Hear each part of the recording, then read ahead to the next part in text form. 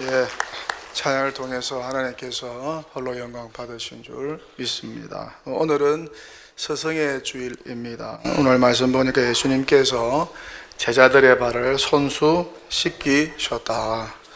지금도 그렇지만 당시로서는 상상하기 힘든 일이죠. 일종의 혁신이요, 혁명입니다. 그렇게 스승이 제자들 앞에서 몸을 낮추시고 무릎까지 꿇으면서 제자들의 발을 씻기셨다. 당시에 발 씻기는 일은 누가 했을까? 종들이 했겠죠. 그 종이 하는 일을 스승 예수께서 하셨다는 것입니다. 그렇게 스승이 종이 되어 섬겼다. 그렇게 낮아지셨다는 것입니다. 어디 자신을 낮추고 제자들의 발을 씻기는 이런 겸손과 섬김의 본분이겠습니까? 너무나 많은 본을 우리 예수님께서 보여주셨죠. 그렇게 저는 예수님께 정말 많은 것을 배웠습니다. 어릴 적부터 배웠어요. 예수님은 그렇게 저의 참 스승이 되어 주셨습니다. 지금도 스승 예수 그리스도에게 배우고 있어요. 하나님 앞에 설 때까지 배울 것입니다. 그렇게 저는 예수의 학생이고 예수의 제자입니다. 스승이신 예수님이 가르칠 때 사용하신 교과서는 무엇일까? 성경책이죠.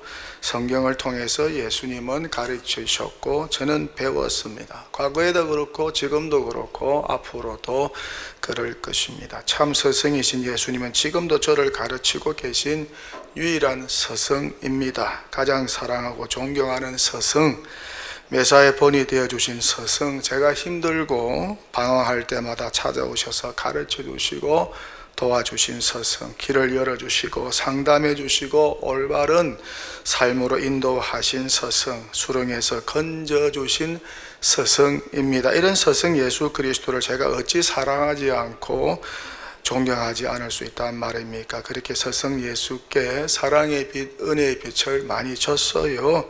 한마디로 말하면 저를 사람 되게 만든 분이 예수 그리스도라는 것이죠. 그렇게 저는 자신 있게 고백할 수 있습니다. 지금까지 결혼 생활 유지하는 것도 예수님의 가르침 덕분입니다. 지금까지 이 정도로 목회하고 있는 것도 주님의 가르침 덕분이죠. 지금까지 가장의 역할 감당하고 자녀들을 양육하면서 아버지의 역할 감당하는 것도 다 예수님의 가르침 덕분입니다.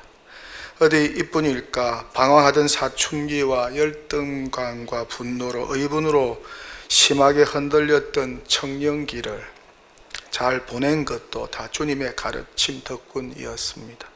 만약 그렇지 못했다면 어떻게 되었을까? 참 힘든 삶을 살았겠죠. 감옥에 갔든지 타락했든지 알코올 중독자가 되었든지 그렇게 비참하게 살지 않았을까 모르겠어요. 신체 한탄하면서 인생을 원망하면서 노숙인이 되었을지도 모를 일이죠. 참 이런 거 하나하나 생각하면 예수님 만난 것이 얼마나 고맙고 감사한지. 오늘의 저를 있게 한 분이 바로 참 스승 예수 그리스도 덕분이라는 것입니다. 그러니 제가 그 은혜를 어떻게 잊을 수 있을까? 스승 예수님이 가르친 교육의 장소가 어디였죠? 교회였습니다. 교재는 무엇이었을까요? 성경책이었습니다.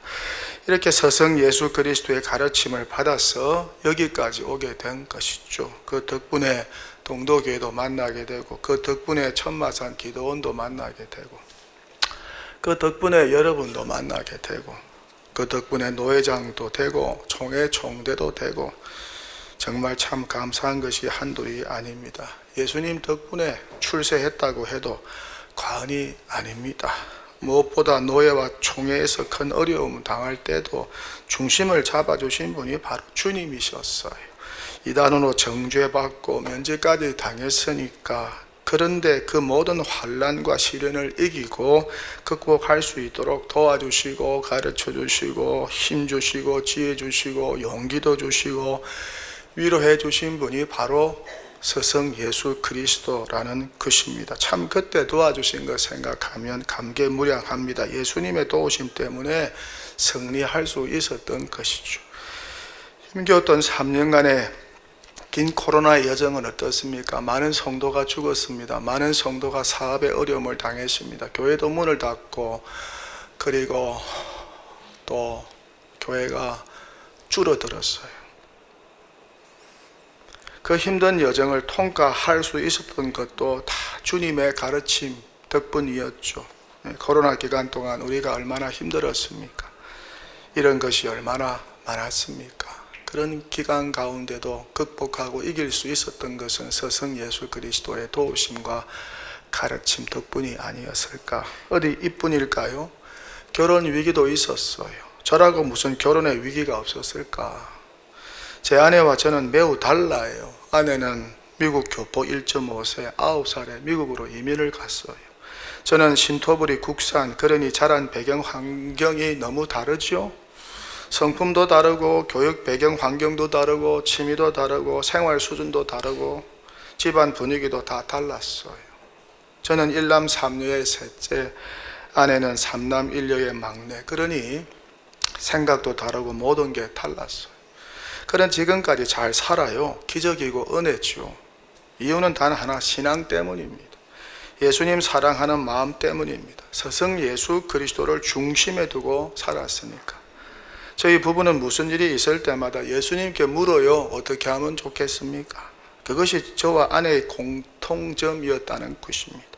그러니 예수님 때문에 부부 상담, 결혼 상담, 자녀 양육 상담을 받으면서 살아왔습니다. 목회 상담도 얼마나 많이 했겠습니까? 그러니 스승 예수님만 생각하면 얼마나 고맙고 감사한지. 그렇게 예수님이 저희 부부의 중심이 되어주셨고 삶의 중심이 되어주셨고 지금까지 저희 부부를 인도하고 계십니다. 자녀 양육도 그래요. 제가 뭘 압니까? 아버지 교육 받은 것도 없는데 뭐 아버지 학위가 어디에 있습니까? 그저 어릴 때 아버지가 하는 것 보고 자란 것 뿐인데, 그런데 어떻게 저 세 자녀를 양육하였을까?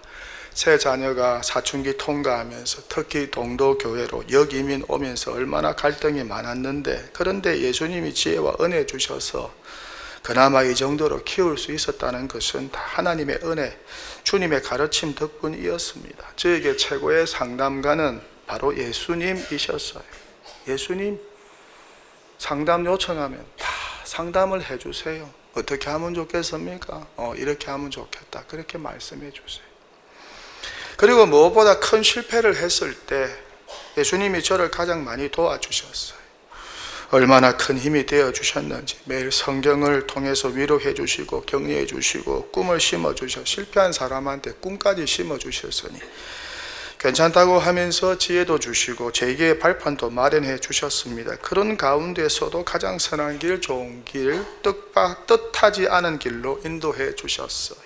죽음의 위기에서도 건져주시고 가난과 실패 가운데서도 건져주시고 병마 가운데도 건져주시고 병든 심령은 다 고쳐주셨으니까 스승 대신 예수님이 그렇게 다 해주셨어요. 그러니 얼마나 감사하고 고마운지.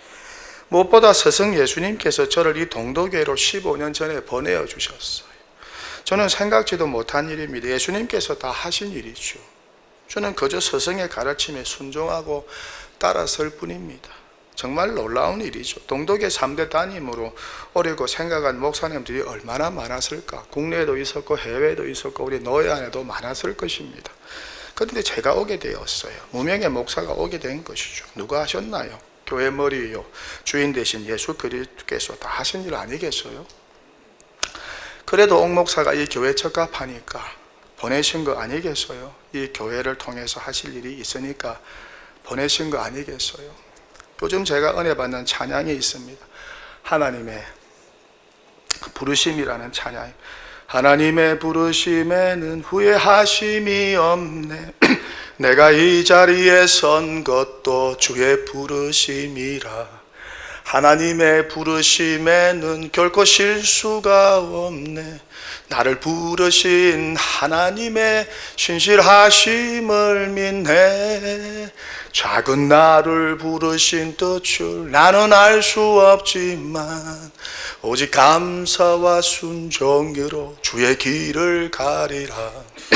때론 내가 연약해져도 주님 날 도우시니 주의 놀라운 그 계획을 나는 믿으며 살리. 날 부르신 뜻 내 생각보다 크고 날 향한 계획 나의 지혜로 측량 못하나 가장 좋은 길로 가장 안전한 길로 오늘도 날 이끄시 믿네. 날 부르신 뜻 내 생각보다 크고 날 향한 계획 나의 지혜로 측량 못하나 가장 좋은 길로 가장 완전한 길로 오늘도 날 이끄시 믿네. 신실하신 주를 찬양해. 할렐루야. 이 찬양이 얼마나 좋은지 저의 신앙 고백입니다. 지금까지 지내온 모든 것이 스승 되신 예수 그리스도의 가르침과 인도한 덕분이라는 것입니다. 저는 학생으로,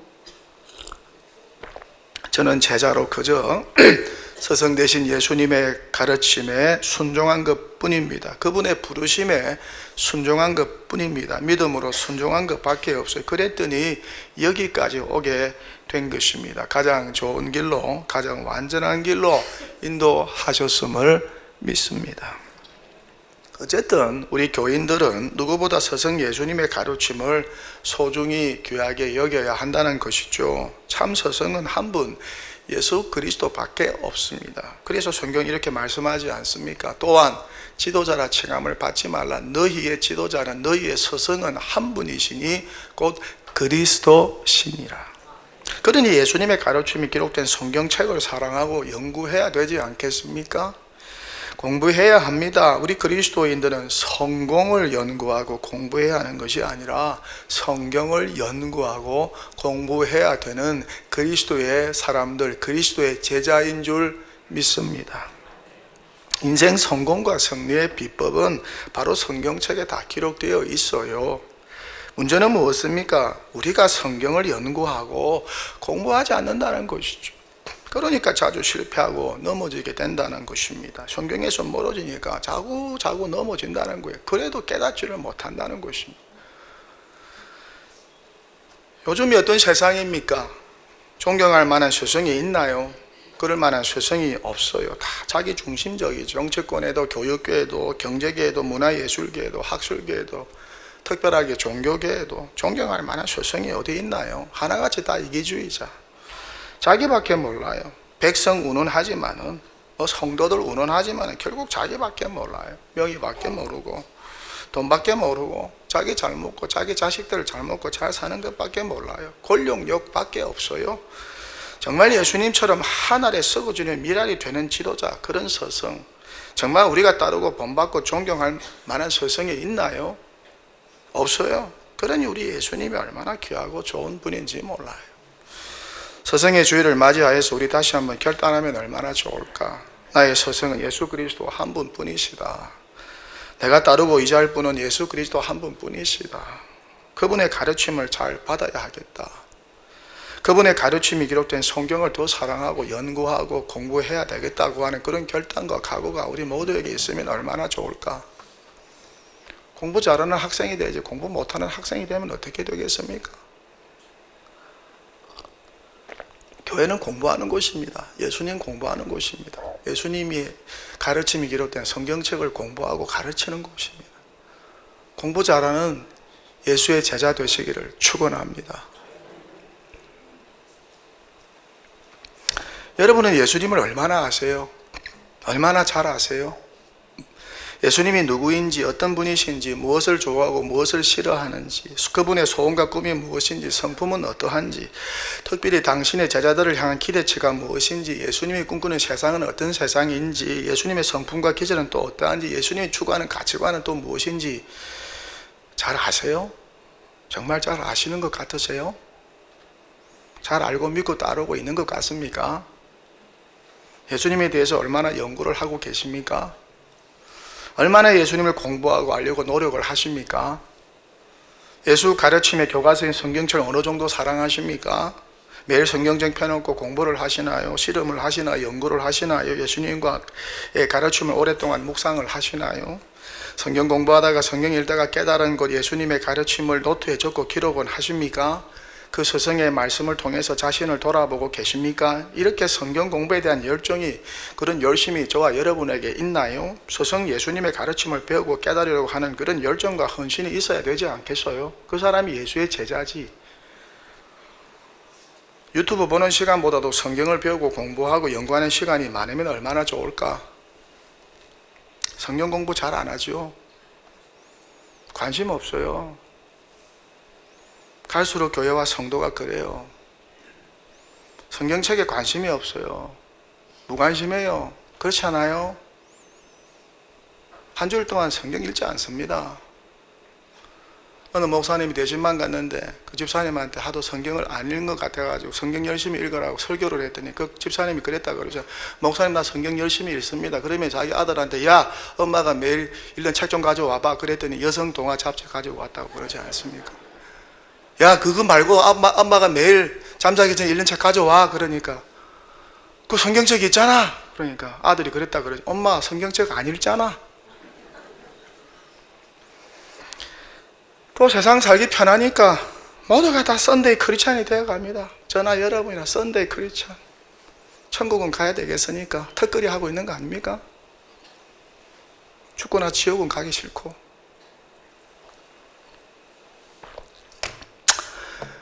성경 공부에는 관심이 없어요. 다 딴 데 관심이 있어요. 세상 재미 너무 관심, 먹는 거, 여행하는 거, 노는 거, 자기 이름 내는데 관심 많고, 자기 존재감 과시하는데 관심이 많고. 그렇게 우리는 자기 중심적으로 삽니다. 그리스도 중심도 아니고, 하나님 중심, 교회 중심도 아니고, 성경 중심도 아니고, 은혜 중심도 아니고, 전부 다 철저하게 저나 여러분이 자기 중심적으로 살아요. 사랑 운운하지만은 실상 우리가 얼마나 이기적인지 몰라요. 무슨 허물을 덮어줍니까? 다 까발리고.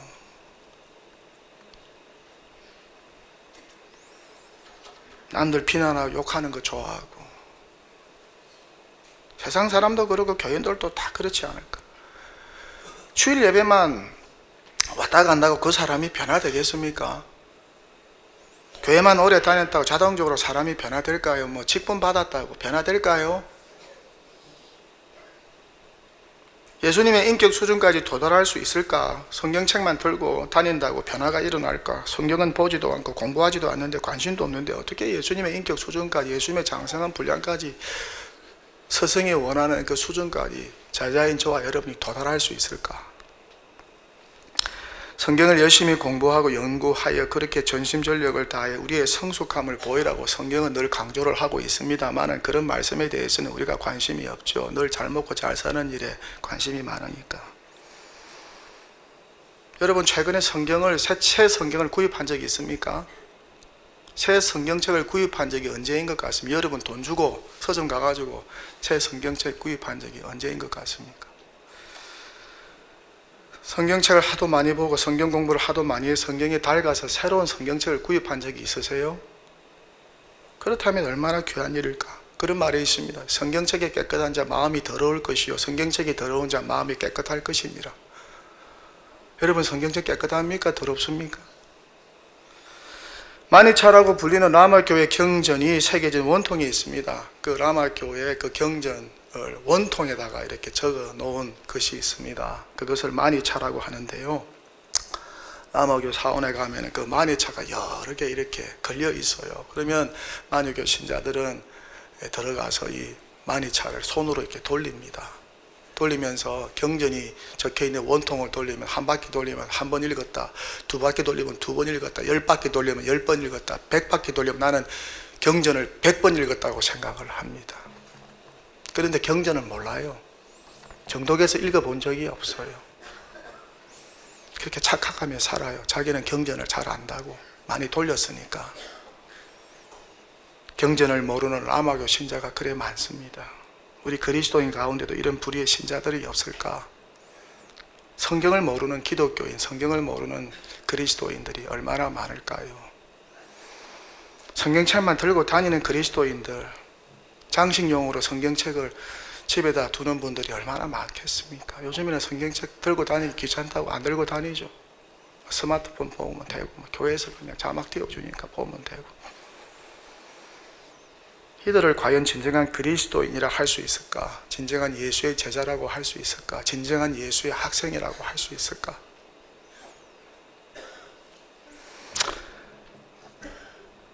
이번 서성의 주일을 맞이하여 우리 모두가 서성의 교과서인 성경책을 더 사랑하고 그 관심 가지면 얼마나 좋을까? 성경 사랑하고 읽고 묵상하고 깨달은 거 적고, 또 성경을 쓰고 성경을 연구하고 성경을 암송하고 성경을 읽으면서 깨달은 거 형제 자매들과 나누고, 그렇게 성경을 공부하는 일에 더 많은 관심을 가지게 되면 얼마나 좋을까? 그것이 곧 예수 사랑 아닐까? 예수 스승에 대한 존경심 아닐까? 십자가 사랑 받은 자가 은혜의 빛을 갚는 일이 아닐까? 이런 일에 시간을 투자 많이 하면 얼마나 좋을까? 그럴 때 우리 스승 대신 예수님께서 기뻐하지 않을까?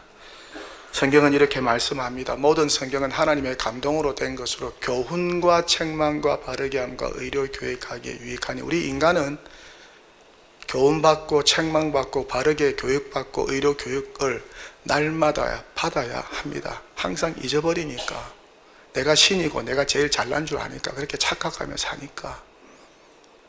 그래서 루터가 그랬습니다. 구원받은 하나님의 백성들은 saved sinner, 구원받은 죄인들이라고 그랬어요. 여전히 구원받은 죄인들이라고. 꼭 기억하세요. 성자가 다 된 거 아닙니다. 생활의 과정 가운데 있어요. 어느 정도 여러분 영적인 수준이 어느 정도, 예수님이 어느 정도 인격이 된 것 같습니까? 자신을 한번 돌아보세요. 저는 저희 아버지에게 가장 감사한 것이 하나 있습니다. 가난한 목사였기 때문에 돈을 유산으로 남겨주지 않았습니다만 성경 사랑을 유산으로 남겨주셨어요. 그게 너무 고맙고 감사합니다. 저희 아버지는 어릴 때부터 이렇게 성경을 사랑하셨어. 술, 담배 하지 않습니다. 노름하지 않습니다. 기생집, 술집 모릅니다. 예수님 사랑, 교회 사랑, 성경 사랑, 늘 성경을 연구하고 읽고 성경을 보십니다. 그거를 아들인 제가 보고 자랐으니까. 부모는 자녀들에게 등을 보여주며 사는 사람들입니다. 여러분 부모님들, 여러분 자녀들이 여러분의 등을 보면 뭘 보고 배우고 계시는 것 같습니까? 그래서 저는 우리 아버지에게 돈을 유산으로 받지 못했지만 성경 사랑을 유산으로 받아서 그 성경을 파고서 성경 붙들고 성경 사랑하며 살았더니 이 정도까지 됐어요. 너무 감사한 것 뿐이죠. 이야기 안 하고 설교를 마치겠습니다. 우루과이의 전 대통령 호세 무이카라는 대통령이 있습니다. 이분이 80세 때 2015년 6월에 대통령직에서 퇴임을 하셨습니다. 그는 대통령 재직 기간 중에 대통령궁을 노숙자 쉼터로 내어주었습니다. 오늘날로 말하면 청와대를 노숙자 쉼터로 내어주고, 이 대통령 내외는 거기서 안 살고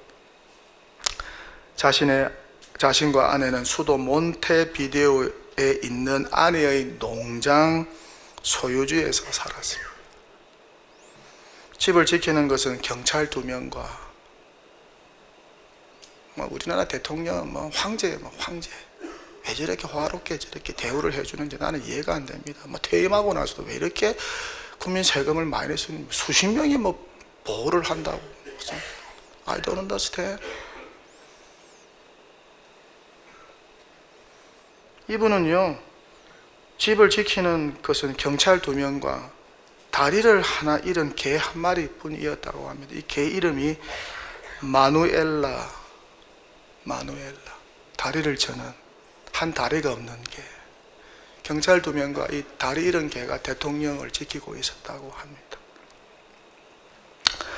대통령의 재산은 농기구 몇 개, 트랙터 하나, 그리고 1987년산 폭스바겐 비틀 뿐이었다고 합니다. 오래된 차입니다. 한 번은 한 아랍 부호가 호세 무이카 대통령의 자동차를 100만 달러에 사겠다고 제안을 했습니다. 그 대통령이 그렇게 가난하게 사니까 불쌍하게 보이기도 하고 너무 존경스러워서 그런 제안을 했는가 봐요. 차가 몇백만 원 하겠어. 근데 100만 불에 내가 그걸 사주겠다. 그랬더니 대통령이 거절을 했다고 합니다. 거절한 이유는 재미가 있어요. 자기 애견 마누엘라가 자기 차를 좋아하기 때문에 그 차를 팔 수가 없다고. 매달 받는 월급은 1,300만 원인데요. 하지만 월급의 90%는 사회복지단체와 소속 정당에 전부 기부를 했다고 합니다. 매달 월급의 10분의 1로 대통령 부부가 살았다고 합니다. 그래서 세계에서 가장 가난한 대통령이라는 별칭을 얻게 되었다는 것이죠. 이렇게 호세 무이카 대통령은 소탈하고 검소하였습니다. 예수님 소탈하고 검소하십니다. 사치하는 분 아닙니다. 교회 호화롭게 짓는 거 주님 기뻐할 일 아닙니다. 돈, 병원이나 가난한 사람들 구제 사업에 돈을 써야지. 교회 건물 사치스럽게 호화스럽게 짓는 거 주님께서 기뻐할 일 전혀 아니라는 사실. 한국 교회가 세속화돼도 엄청나게 세속화되었어요.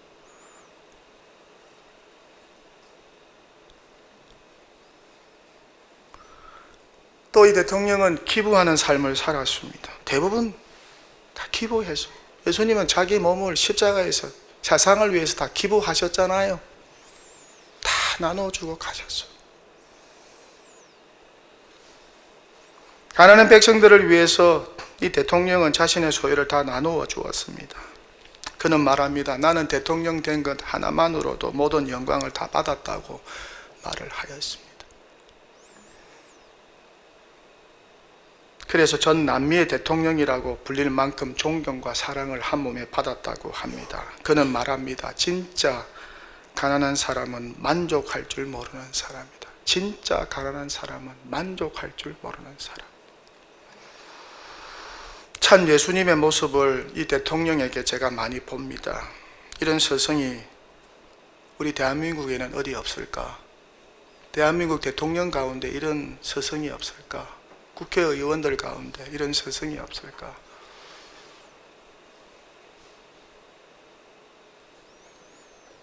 대한민국에 이런 스승, 이런 지도자, 이런 국회의원, 이런 대통령이 출연하면 얼마나 좋을까?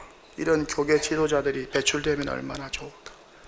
그렇게 예수님의 흉내라도 조금 더 내는 기독교 스승들이 우리 사회 가운데 많이 배출되면 얼마나 좋을까? 설교를 마치겠습니다. 스승 예수 그리스도를 더 사랑하시고 스승의 교과서인 성경책을 더 사랑하는 그렇게 예수님의 흉내라도 내어서 우리 모두 가정에서라도 직장에서라도 또 여러분의 일터에서라도 또 교회 안에서라도